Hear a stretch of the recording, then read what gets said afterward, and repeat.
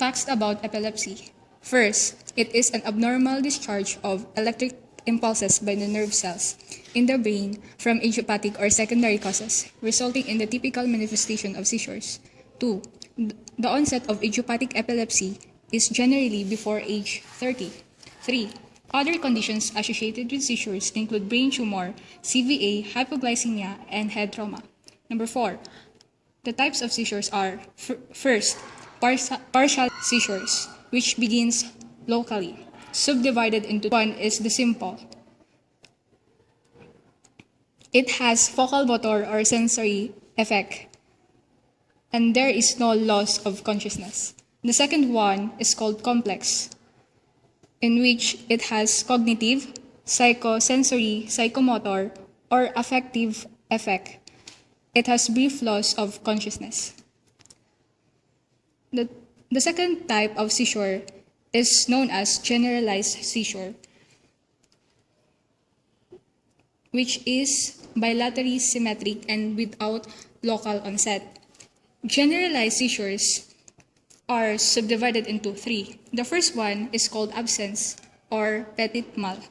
It is a brief, transient loss of consciousness with or without minor motor movements of the eyes, head, or extremities. The second one is called myoclonic, which is characterized by brief, transient rigidity or jerking of the extremities. It is number 3. Generalized seizure is called tonic or clonic, also known as tonic-clonic, also known as grand mal. It has an aura. It is characterized by loss of consciousness, rigidity, which is followed by tonic and clonic movements. There is an interruption of respiration, and there is also loss of bladder and bowel control. The third type of seizure is called status epilepticus. It is a prolonged partial or generalized seizures without recovery between attacks. It may completely exhaust the client and lead to his or her death.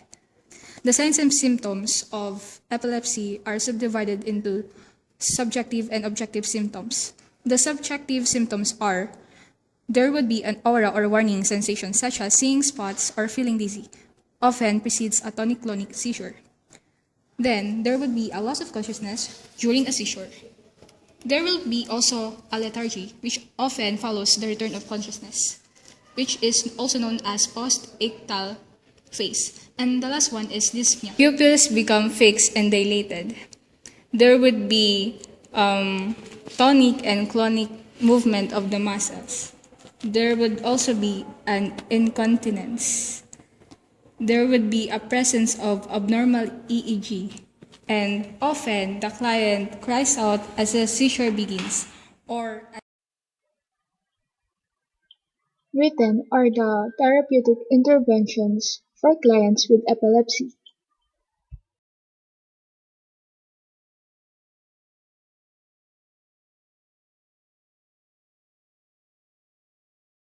Considerations for clients with epilepsy. Every nursing consideration should start with assessment. Assessment starts with a history of the type, frequency, and duration of the seizures. We also check the history to identify the precipitating factors, sensations associated with the seizure that may constitute an aura, detailed list of the client's medications. Then we now proceed to the nursing diagnosis. Nursing diagnosis examples could be risk of aspiration or risk of injury or situational low self-esteem or altered thought processes. For the planning and implementation, first thing to do is to provide protection for the client during and after the seizure by maintaining and protecting him or her from injury. Nothing should be forced into the client's mouth since this may cause the tongue to occlude the airway or may loosen the teeth. Help the client who can identify an aura to prepare and provide some protection before the seizure develops. Next, would encourage the client to carry and wear a medical alert tag. For the fourth consideration, help the client plan a schedule that provides for adequate rest and a reduction of stress. And for the last one, not the last one, the client to refrain from the excessive use of alcohol since it is contraindicated with the medications. Client and his or her family to observe the aura, initial point of seizure, type of seizure, level of consciousness, loss of bladder and bowel control, progression of seizure, and postictal condition. Number 7 would be encourage the client to express his or her feelings about the illness and inevitable changes in lifestyle and self-image. Number 8, assist the client and his or her family to accept the diagnosis and to develop some understanding of the disease process.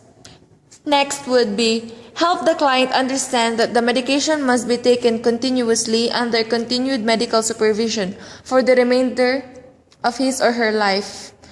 Next is refer the client for job counseling as needed. And 11, encourage the client and his or her family to attend meetings of the local epilepsy association. 12, refer the client to the individual state laws regarding driving.